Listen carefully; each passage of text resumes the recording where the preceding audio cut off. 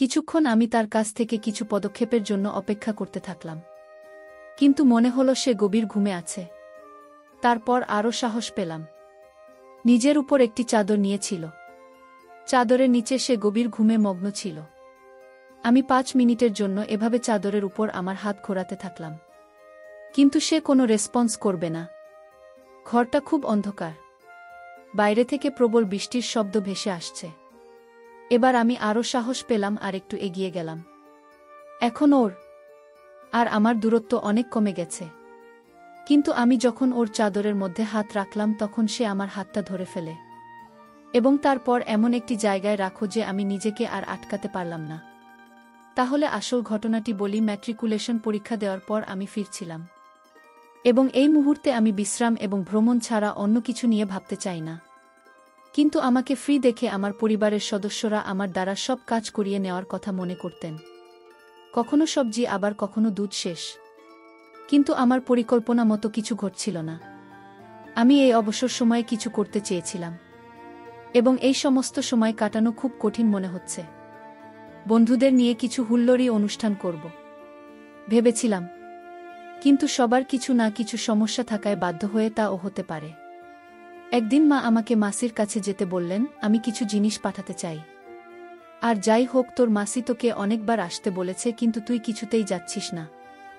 আমার মাসি লগ্নতে থাকত এবং আমি সেখানে যেতে পছন্দ করতাম না, তাই গত 20 বছর তার কাছে যাইনি। হয়তো না বলতাম, কিন্তু তারপর ভাবলাম বাড়িতে না থেকে মাসির বাড়ি যাওয়াই ভালো। সেখানে কিছু হুল্লোড় হবে এবং আমার সময় কেটে যাবে। না হলে আমার সব ছুটি বাড়িতে শুয়েই নষ্ট হয়ে যাবে। দিন পর দিন রওনা দিলাম লখনৌতে মাসির বাড়ি। আমার মাসি আমাকে দেখে খুব খুশি হলেন। মাছের বড় মেয়ের বয়স বছর এবং ছেলের বয়স 10 বছর। তারা দুজনেই স্কুলে গিয়েছিল। মেসো বাড়িতে ছিল না। মেসোকে অন্য শহরে বদলি করা হয়েছে, তাই শুধু শেষ সপ্তাহে একবার আসে। খাওয়া দাওয়া শেষ করে টাইম পাস করার জন্য ছাদে গেলাম। ছাদে একটা বিশাল খোলা জায়গা ছিল, আর একদিকে 2টা রুম ছিল যার মধ্যে একটা দোকান বানানো হয়েছে, আর অন্যটা দেখে মনে হচ্ছে ঘরের অবস্থা যা এটি কখনো কখনো ঘুমানোর জন্য ব্যবহৃত হয়। সেই ঘরের মাঝখানে একটা ছোট খাট বিছানা ছিল, এবং সেই খালের 2 পাশে বিছানা ছিল না। ঘরের একপাশে একটি ছোট চা গাছ ছিল, যার মধ্যে একটা স্টোর রুম বানানো হয়েছে, আর অন্যটা দেখে মনে হচ্ছে ঘরের অবস্থা যা এটি কখনো কখনো ঘুমানোর জন্য ব্যবহৃত হয়। সেই ঘরের মাঝখানে একটা ছোট খাট বিছানা ছিল এবং সেই খালের 2 পাশে বিছানা ছিল। ঘরের এক পাশে একটি ছোট শৌচাগার ছিল, যার অবস্থা বলে যে এটি খুব কমই ব্যবহার করা হয়। আমি ছাদের দেওয়ালে উকি দিয়ে মহল্লার আঁচ নিলাম, কিন্তু আকর্ষণীয় কিছুই দেখতে পেলাম না। আমি নিচে এসে মাসির সাথে কথা বলতে ব্যস্ত হয়ে গেলাম। কিছুক্ষণ পর বাইরের দরজা খুলে স্কুলের সাদা ইউনিফর্ম পরা একটা ফর্সা সুন্দরী মেয়ে ঘরে ঢুকল। তার সার ভঙ্গি দেখেই বুঝতে পারলাম সে আমার মাসির মেয়ে। অন্য কোথাও দেখলে হয়তো চিনতে পারতাম না, কারণ সে পুরোপুরি বদলে গেছে। সূর্যের আলোর কারণে তার সাদা রং চকচক করছিল। শেষে আমাকে নমস্কার জানান যে আমি ভালোভাবে উত্তর দিলেও সে বিশেষ কোনো রেসপন্স না করে রুমের দিকে চলে গেল। জামাকাপড় পাল্টে খাওয়া দাওয়া সেরে খাতা খুলে পড়াশোনায় ব্যস্ত হয়ে পড়ল। আমি তার সাথে পড়াশোনা নিয়ে কথা বলতে লাগলাম। সে শুধু উদাসীনভাবে আমার মন্তব্যের প্রতিক্রিয়া করছিল, তাছাড়া আর কোনো কথাই বলছিল না। আমি জিজ্ঞেস করলে সে জানায় সে 9ম শ্রেণীতে পড়ে এবং আজকাল তার স্কুলে পরীক্ষা চলছে। আমি মাছি আর তার ছেলের সাথে কথা বলতে লাগলাম, কিন্তু আমার মন বারবার তার দিকেই যাচ্ছে। সে যতই আমাকে উপেক্ষা করেছিল ততই আমি তার কাছে যাওয়ার অজুহাত খুঁজছিলাম। আমার মনে তার সম্পর্কে কোনো খারাপ চিন্তা ছিল না, কিন্তু তারপরও আমি তার প্রতি আকৃষ্ট ছিলাম এবং সে আমার সাথে কথা বলতে চাইছে। কিন্তু সে তার পড়াশোনায় মগ্ন ছিল এবং এই ধরনের ভান করছিল যেন আমি সেখানে উপস্থিতির ওই রাতে সবাই ছাদে ঘুমত।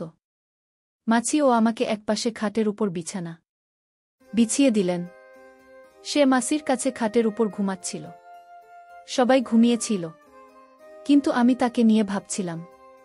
বাড়ি থেকে এসেছিলাম মাসির বাড়ি মাত্র 2 দিন থাকার ইচ্ছায়, কিন্তু এখন আর যেতে ভাল লাগছে না। সবাই ঘুমোচ্ছিল, আর আমি শুয়েছিলাম। আমি দূর থেকেও ওর দিকে তাকিয়েছিলাম, যাকে রাতের আধারে আমি দেখতে পাচ্ছিলাম।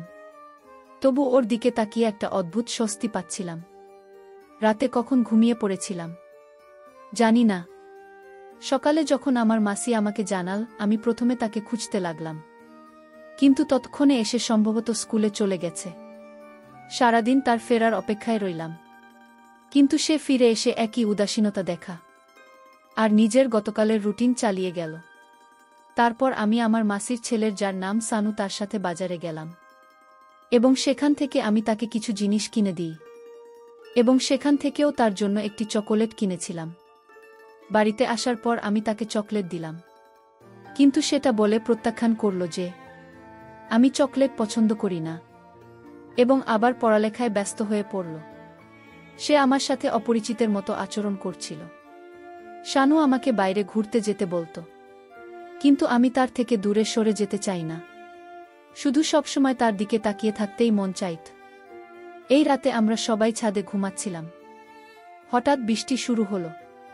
মাসি আমাকে বললেন রুমের ভিতরে গিয়ে ঘুমাতে। বিদ্যুৎ না থাকায় ঘরটা খুবই অন্ধকার। আমি আস্তে আস্তে শুয়ে পড়লাম, বিছানার একপাশে, দেওয়ালের কাছে।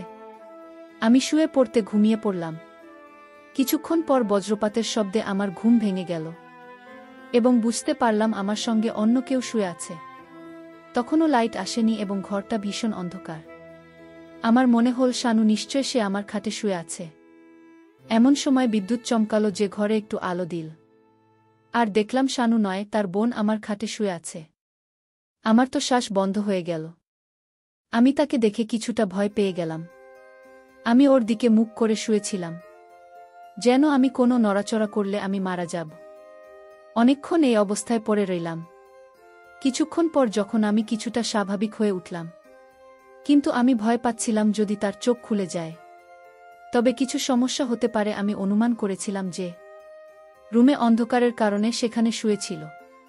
যদি সে জানত তবে সেখানে শুয়ে থাকত না। আমার কোনোরকম এই ধরনের কাজ করার আগে এটা বোঝা দরকার ছিল যে সে অজান্তেই এখানে শুয়েছে নাকি ইচ্ছাকৃতভাবে। তাই ঘুমের ঘোরে আডমোডা ভাঙার অছিলায় আমি আমার হাতটি তার বাহুতে এমনভাবে রাখলাম যাতে তার চোখ খুলে যায়। সে অন্ধকারে গভীরভাবে আমার দিকে তাকাতে লাগল।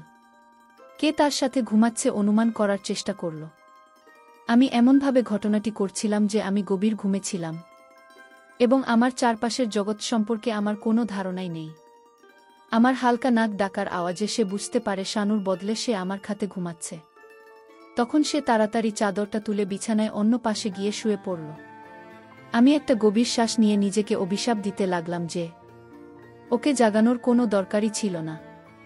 এই অবস্থায় অন্তত আমার কাছে শুয়েছিল। এখন জানি না এমন সুযোগ আর পাব কিনা। পরের দিন সে আগের মতোই আচরণ করল। মনে হচ্ছিল না যে সে আগের রাতের জন্য কিছু রিয়াক্ট করেছে। আজ সে আগের চেয়ে অনেক কষ্টে পড়ালেখায় ব্যস্ত ছিল। আমি কিছুটা সাহস সঞ্চয় করে তাকে সমস্যার কারণ জিজ্ঞেস করলে মাসি আমাকে বললেন যে গতকাল তার ম্যাক পেপার আছে আর সেই ম্যাচে খুবই দুর্বল। আমি বললাম আছি, চিন্তা করবেন না, আমি তার প্রস্তুতি করিয়ে দেব। এ কথা শুনে তিনি কিছুটা স্বস্তি বোধ করলেন। আমি গভীর রাত পর্যন্ত তার সাথে বসে তাকে গণিতের জন্য প্রস্তুত করি। যখন পরের দিন সে পেপার দেওয়ার পর এল, তখন তাকে খুব খুশি দেখাচ্ছিল। আমি জিজ্ঞেস করলে সে বলল পরীক্ষা খুব ভালো হয়েছে এবং আজ আমার একদম শেষ। তারপর সে আমার সাথে হাত মিলিয়ে আমাকে ধন্যবাদ দিল যে তোমার কারণে আমার পরীক্ষা ভালো হয়েছে। এরপরে আমি তার সম্পূর্ণ ভিন্ন একটি রূপ দেখতে পেলাম। সে আমার সাথে অনেক ফ্রি হয়ে গিয়েছিল এবং পরবর্তী 2 দিন আমরা অনেক আড্ডা দিলাম। এই রাতে ঘুমানোর সময় আবার বৃষ্টি হলো এবং আজও মাসি আমাকে ভিতরে গিয়ে ঘুমাতে বলল। তাই আমি রুমে এসে বিছানার অপর পাশে শুয়ে পড়লাম, যেখানে শানু ঘুমাচ্ছিল। কিছুক্ষণ পর আমার চোখ খোল। তখন ঘরের সম্পূর্ণ অন্ধকার। এই মুহূর্তে বিদ্যুৎ চমকালো এবং সেই কয়েক সেকেন্ডের আলোতে আমি অনুভব করলাম যে কিছুক্ষণ এভাবে শুয়ে থাকার পর আমি ভাবলাম আজকে আবার ওকে যাই, না হলে আলো জ্বললে বা সকালে উঠে মাসি যদি আমাকে দেখেন, আমি জানি না সে কি মনে করবে। তারপর আমি আমার হাত দিয়ে তার বাহুতে আঘাত করলাম যেন আমি ঘুমের মধ্যে মেরে দিয়েছি। সে উঠে বসল এবং খুব মনোযোগ দিয়ে আমার দিকে তাকাল এবং তারপর আবার সেখানে শুয়ে পড়ল। কিন্তু আমি তখন শুয়েছিলাম এবং ঘুমের মতো অভিনয় করতে থাকলাম। আমি দেওয়ালের দিকে ছিলাম আসে বিছানায়। আমাদের মধ্যে দূরত্ব খুব কম ছিল, কিন্তু এখন কি করব বুঝতে পারছিলাম না। আমি উঠে অন্যদিকে ঘুমানোর কথা ভাবলাম, কিন্তু তারপর আমি 10 থেকে 15 মিনিটের জন্য সেখানেই শুয়ে থাকলাম। রাখতে আমি বুঝতে পারলাম না আমার কিছু হতে লাগল। কিছুক্ষণ তার কাছ থেকে কিছু আচরণের অপেক্ষায় রইলাম, কিন্তু মনে হলো সে গভীর ঘুমে আচ্ছন্ন। তখন আমি আরও সাহস পেয়ে গেলাম। সে নিজের গায়ে চাদর দিয়েছিল। আমি চাদরে হাত রাখছিলাম, কিন্তু সে সাড়া দেয়নি। ঘরটা খুব অন্ধকার আর বাইরে থেকে প্রবল বৃষ্টির শব্দ ভেসে আসছে। এবার আমি কিছুটা সাহস পেয়ে আরেকটু এগিয়ে গেলাম। এখন ওর আর আমার দূরত্ব অনেক কমে গেছে, কিন্তু আমি ওর চাদরে হাত দেওয়ার সাথে সাথে সে আমার হাতটা ধরে ফেলে। এবার মনে হলো আমার জীবন বেরিয়ে যাবে, কিন্তু কিছু না করে সেখানেই পড়ে রইলাম এবং আমার হৃৎপিণ্ড দ্রুত স্পন্দিত হতে লাগল। কিন্তু আমি এখনো কোনো আচরণ করিনি।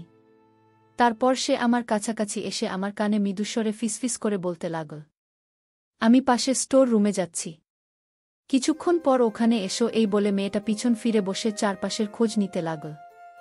তারপর উঠে রুম থেকে বেরিয়ে গেল। তার কাছ থেকে এই কথা শোনার পর আমার তো হুঁশ উঠে গেল।